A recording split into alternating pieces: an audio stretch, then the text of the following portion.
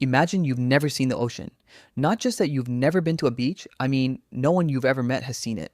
No one in your tribe, no one in your parents' tribe, not a single human being alive has any idea it even exists. You've grown up in forests, in grasslands, you know rivers, you know lakes, you know the sound of rain, but nothing has prepared you for what's on the other side of that hill. What would you do? What would you feel? Today, we're going back 164,000 years to the very first time a human being may have laid eyes on the ocean. And what happened next changed our entire species. 164,000 years ago, Earth was locked in a brutal ice age. Temperatures had dropped, rainfall had collapsed. Africa had become, in many places, a desert. Forests dried up, animals vanished, water sources disappeared. Geneticists believe the entire human population may have dropped to as few as 10,000 people. That's less than the crowd at a small football game. We were on the edge of extinction. Then a small group migrated south further than any human had ever gone. Pushed by drought, pulled by instinct, they reached the southern tip of Africa, and there, carved into cliff faces overlooking the sea, they found shelter.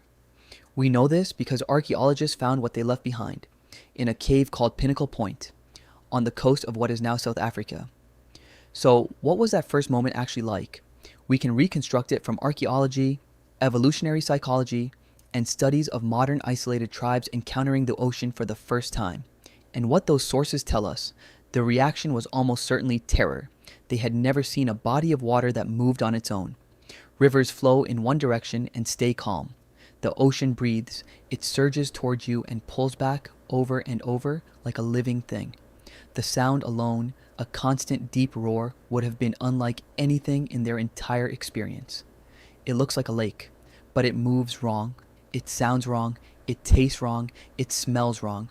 Researchers studying remote Amazonian tribes encountering the ocean in recent decades report the same pattern every time. First, a hard stop, a long silence, then, very slowly, curiosity. They watch, they don't move, they process. And then someone gets too close, a wave catches their foot, and everyone runs. But here's what matters. They come back. Curiosity is one of the oldest human instincts, and the ocean, terrifying as it was, offered something they desperately needed: food. At Pinnacle Point, archaeologists found massive piles of shellfish inside those ancient caves. Mussels, limpets, abalone, piled up, cracked open, eaten over thousands of years. The ocean is basically a supermarket that restocks itself every day.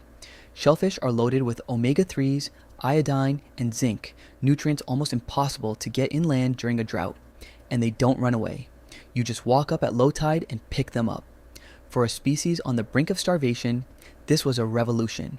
The caves also held something else: ochre, a reddish-orange pigment, ground up, mixed, processed, used for decoration. This is a big deal. It means these people weren't just surviving, they were decorating their bodies, building symbols, developing identity. The ocean didn't just save them physically, it may have sparked modern human thinking. Generations passed, the children born by the sea grew up with waves as their lullaby.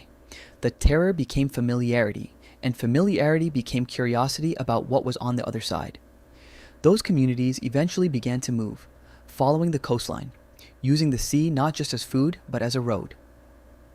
Geneticists tracing DNA passed through mothers have found that almost every non-African human alive today descends from a small coastal population that left Africa roughly 70,000 years ago, crossing a narrow strait into what is now Arabia. They followed the coast. They island hopped, and slowly, they spread to every corner of the planet. The ocean that once terrified our ancestors became the highway that carried us to every corner of the world. Next time you stand at the ocean and feel that pull, that strange mix of awe and unease, like the water is somehow alive, that's not just you. That's 164,000 years of memory. Your ancestors stood in this exact same feeling, and instead of walking away, they stayed. They learned. They ate. They watched the same sun go down over the same water. And because they stayed, you exist. The ocean didn't just feed early humans, it made us who we are.